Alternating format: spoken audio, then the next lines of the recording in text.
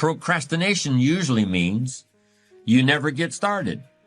Although I consider the inability to finish something to be a form of procrastination.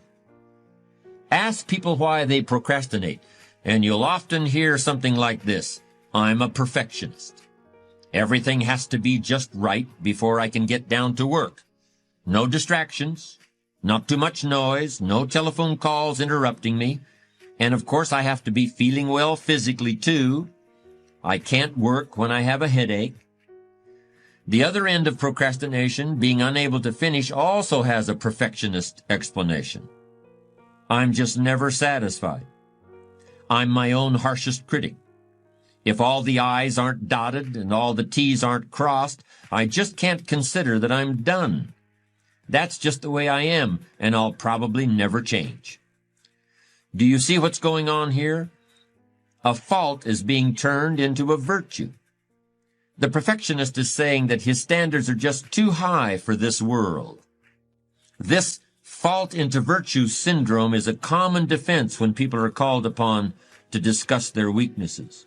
But in the end, it's just a very pious kind of excuse-making. It certainly doesn't have anything to do with what's really behind procrastination. The basis of procrastination could be fear of failure. That's what extreme perfectionism really is once you take a hard look at it. What's the difference whether you're afraid of being less than perfect or afraid of anything else? You're still paralyzed by fear. What's the difference whether you never start or never finish? You're still stuck. You're still going nowhere. You're still overwhelmed by whatever task is before you.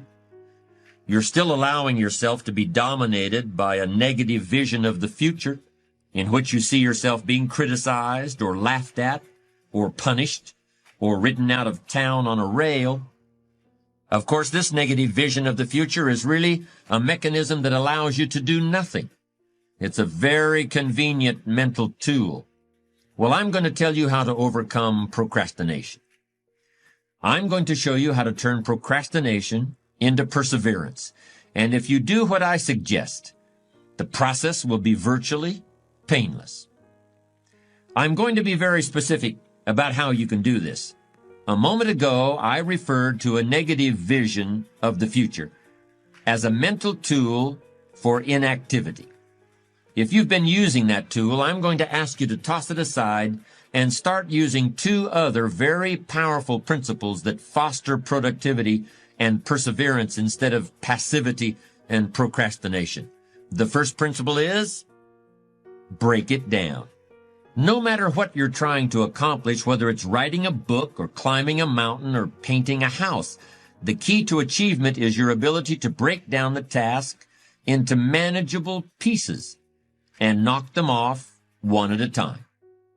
Focus on accomplishing what's right in front of you at this moment and ignore what's off in the distance someplace. Substitute real-time positive thinking for negative future visualization. That's the first all-important technique for bringing an end to procrastination. Suppose I were to ask you if you could write a 400-page novel. If you're like most people, that would be an impossible task. As soon as I ask you that question, a picture appears in your mind of a big fat book lying on a coffee table, hundreds and hundreds of words covering every page. Yes, somebody must have written the book that you see in your mind's eye, but that person surely wasn't you. But suppose I ask you a different question. Suppose I ask if you can write a page and a quarter a day for 1 year. Do you think you could do it? Now the task is starting to seem more manageable. We're breaking down the 400-page book into bite-sized pieces. But even so, I suspect many people would still find the prospect intimidating. Do you see why? Writing a page and a quarter may not seem so bad, but you're being asked to look ahead 1 whole year. When people start to look that far ahead, many of them automatically go into a negative mode. So let me formulate the idea of writing a book in yet another way. Let me break it down even more. Suppose I were to ask you, can you fill up a page and a quarter with words not for a year, not for a month, not even for a week, but just today? Don't look any further ahead than that. I believe most people would confidently declare that they could accomplish that. And of course, these would be the same people who feel totally incapable of writing a whole book. Then if I said the same thing to those people tomorrow, if I told them, I don't want you to look back, I don't want you to look ahead, I just want you to fill up a page and a quarter this day, do you think you can do it? One day at a time. You've probably heard that phrase. That's what we're doing here. We're breaking the time required for a major task down into one-day segments. And we're breaking the work involved in writing a 400-page book down into page and a quarter increments. Keep this up for 1 year, and you'll write the book. Discipline yourself to look neither forward nor backward, and you can accomplish things you never thought you could possibly do. One of the beauties of this technique is the fact that you can really take it to the extremes if you have to. If writing a page and a quarter during one day still seems too much for you, break it down even more. Try to write 3 sentences in the next hour. Don't look any further ahead than that. Come up with a way of looking at the task that finally seems manageable. Then all you have to do is persevere. Procrastination won't be a problem, because the task is now so small that fear won't kick in. And it all begins with those 3 words: break it down. My second technique for defeating procrastination is also only 3 words long. The 3 words are: write it down. We've seen how important writing is to goal setting. The writing you'll do for beating procrastination is very similar. But instead of focusing on the future, you're now going to be writing about the present, just as you experience it every day. Instead of describing the things that you want to do or the places you want to go, you're going to describe what you actually do with your time. And you're going to keep a written record of the places you actually go. In other words, you're going to keep a diary of your activities. And you're going to be amazed by the distractions, detours, and downright wastes of time that you come up with during the course of a day. All of these get in the way of achieving your goals. For many people, it's almost like they planned it that way, and maybe at some unconscious level, they did. The great thing about keeping a time diary is that it brings all this out in the open. It forces you to see what you're actually doing and what you're not doing. The time diary doesn't have to be anything elaborate. Just buy a little spiral notebook that you can easily carry in your pocket. When you go to lunch, when you drive across town, when you go to the dry cleaners, when you spend some time shooting the breeze at the copy machine, make a quick note of the time you began the activity and the time it ended. Try to make this notation as soon as possible. But if it's inconvenient to do it immediately, you can do it later. But you should make an entry in your time diary at least once every 30 minutes. And you should keep this up for at least a week. What else do you have to do to gain the benefits of this extremely powerful productivity technique? Nothing. You don't have to do anything else at all. It's just a process for making yourself aware of how you actually spend your time. You will naturally and effortlessly begin to reorganize your life. Perhaps that seems like too much to believe, but it's true. When you're forced to write down the fact that you hung out at the coffee machine for 15 minutes today, you'll think twice about doing that again tomorrow. When you've got to put it in writing that you worked on an important project for 30 minutes today and then took a break to read the newspaper, you'll persevere a little longer on the project tomorrow and forget about the newspaper. Just try keeping a time diary for 1 week, and you'll see how it can revolutionize your ability to focus and achieve your goals. Break it down, write it down. Very easy to understand, very straightforward. But these are powerful and effective productivity techniques.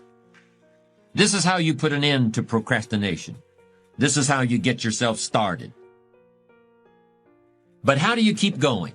How do you keep your motivation consistently high? How do you learn to persevere when the novelty is worn off and you're still some distance from your goal? And there are people working very hard to make those things happen for reasons that we might not admire. And when we see that, it's easy to start saying, what's the use? What hope do I really have? Why don't I just give up on all the things I've been trying to accomplish and just start taking it easy? Even people of strong character feel that way sometimes. All of us have moments like that. That's when perseverance gets really, really tough. According to this man, class is calling on reserve energy. Class is the ability to overcome any number of challenges during a race. Class doesn't mean you never get tired, but it does mean you never show it. Class doesn't mean you're not tempted to quit sometimes, but it does mean you never actually do. And in the final yards of a race, class makes the difference. The title of this session is Perseverance, but it could very well have been class, because they seem to be very similar qualities. Whatever word you want to use, this is an extremely important element of strong character. I also suspect that in recent years we've overlooked the importance of perseverance to some extent, because we believe so strongly in talent as the true determinant of success. For instance, there are a great many special programs in the schools for so-called gifted children, and these programs can begin as early as the first grade. A child is tested, and he's either gifted or he isn't. He either has talent or he doesn't. Our expectations of him change based on how he does on those tests, and his expectations for himself change also.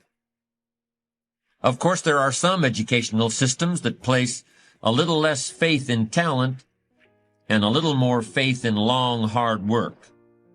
And since those systems have been the source of some incredible progress in recent years, I think it's important to look closely at perseverance and how you can get some of that stuff, whatever your gifts and talents may be. But can you really develop perseverance? Can the human equivalent of class and perseverance really be learned the way you can learn to drive a car or play a musical instrument? To a great extent, I think perseverance can be learned, and there are some very powerful techniques that can help you learn it. By far, the most important tool you can use in developing perseverance is a personal list of challenging, realistic, well-defined, and highly rewarding goals. Goals are major to a genuinely success-oriented person. Without them, you're just playing around. Despite everything that's been written about the importance of goal setting, very few people actually put it into practice. It's always amazed me the way the average guy puts more thought and effort into planning his 2-week vacation than he devotes to planning his life. What's he taking a vacation from? He hasn't really decided what he's trying to do in life, but for 2 weeks out of the year, he just decides he wants to do something else. And this is what he plans very carefully. Challenge creates strong character, and goals represent challenge in its most positive form. Leaders have their personal goals clearly in focus, as well as the goals of the organization. In fact, one of the principal responsibilities of leadership is defining goals for the vast majority of people who aren't able to do it for themselves. Over the years, I've developed some ideas about effective goal setting, and I'd like to share those with you in a moment. And I also want to point out some traps of goal-directed behavior that aren't usually talked about, but that certainly ought to be. There are short-term goals and long-term goals. Sometimes you're flying across the country, other times you're just walking down to the corner grocery store. Long-term goals are the equivalent of a major journey.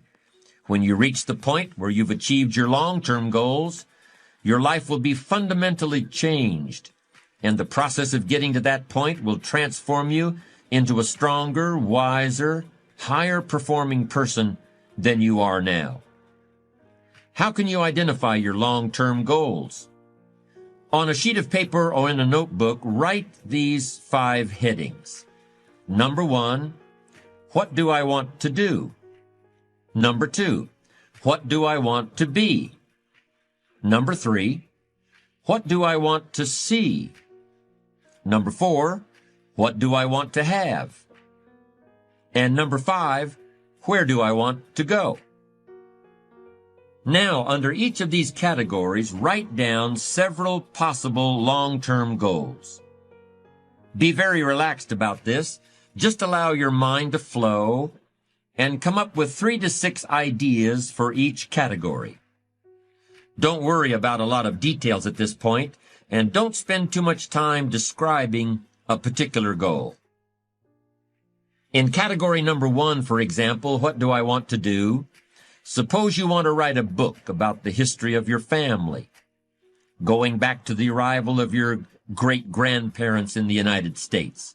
Just quickly jot down family history. Then as you look down the list of categories, it occurs to you that you've always wanted to see the pyramids in Egypt. So you write pyramids. Keep writing down ideas as long as the list of categories continues to inspire you. You'll probably be surprised at some of the things that turn up.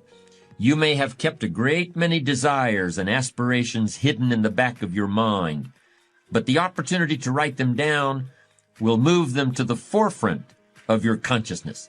That's one of the benefits of this technique.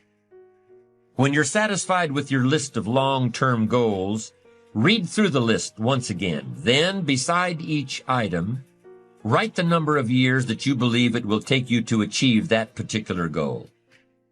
It's best to round off the numbers into 1-year, 3-year, 5-year, 10-year categories. For example, you may estimate that it will take you 10 years to research and write the book on your family history. But you'll need only 5 years to get yourself into a position where you can take a trip to the pyramids. Create a time frame like this for every one of your long-term goals. Immediate goals, those that will take less than a year to achieve, are important too, of course, and we'll deal with those separately in a moment. When you're finished entering your time frames, there should be a fairly balanced distribution of all your goals. If there are many 1- and 3-year objectives, but only a few in the 10-year category, maybe you need to think more about what you really want your life to add up to. What kind of life you really want to build over the long run. But if there's a preponderance of 10-year goals and relatively few of the shorter-term variety, this may be an indication that you're putting things off, that you're focused too much on where you'll be at the end of the day and not enough on what you can accomplish right now. Keep working on your list, adding and subtracting goals with various time frames until you've created a more or less even distribution. Now comes the really challenging and interesting part.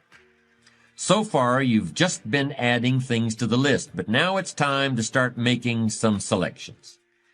Now you're going to start asking yourself, what's really important compared to what might just be sort of fun? Choose 4 goals from each of the 4 time frames, 1 year, 3 year, 5 year, and 10 year. Now you have 16 separate goals. So far, you've only referred to them in shorthand fashion, but now you're going to start seeing them very, very clearly in your mind's eye. You're going to see each goal just as if it were being realized this very minute. And you're going to write down a detailed description of exactly what you see. Do you intend to open a handmade furniture store in 3 years? What will the store look like from the street out front? Will there be gold leaf lettering on the windows? Or will there be a sign hanging over the door instead? How many square feet will the store contain? Will there be a showroom area for the furniture in front and a workspace in back? Or will the furniture be built at a different location? Do you intend to have any employees, or will you run the business entirely by yourself? Think of all the questions that need to be answered in order to see your goal with absolute clarity. And then write the information down in a notebook or on a piece of paper. That will become one of your most important personal possessions. But that's not all. Any goal is a powerful motivator only if there's a powerful reason behind it. Why do you want to achieve your goals? Why do you want to own a handmade furniture store, or a private airplane, or a newspaper in a small town in Vermont? Why do you want to compete in a triathlon, or visit the Australian outback, or be the first woman in your family to earn a PhD? Write down your reasons for wanting each goal in the same degree of detail that you use to write your descriptions. If you can't find a clear and convincing reason for each of your 16 goals, do some serious reevaluating. You may have more whims or pipe dreams than real goals, and now is the time to make that discovery. Keep working on your list until you have 16 clearly envisioned, strongly motivating, long-term goals. Review what you've written at times, and keep track of your progress toward these objectives. Above all, persevere. Goal setting is a very important first step, but goal achievement is a continuous, lifelong process. That's what makes it so challenging. That's also why it's so extremely rewarding to finally attain your long-term goals. With regard to immediate goals, those that require anywhere from a day to a year to achieve, I recommend creating lots of objectives that can be accomplished in a month or less. Write them down. Read what you've written at frequent intervals. Keep track of your progress. And do something often that brings you closer to realizing these very short-term objectives. That way, you'll always have something to celebrate. These goals are not only important in their own right, they're also confidence builders and motivators toward a lifestyle based on perseverance and achievement.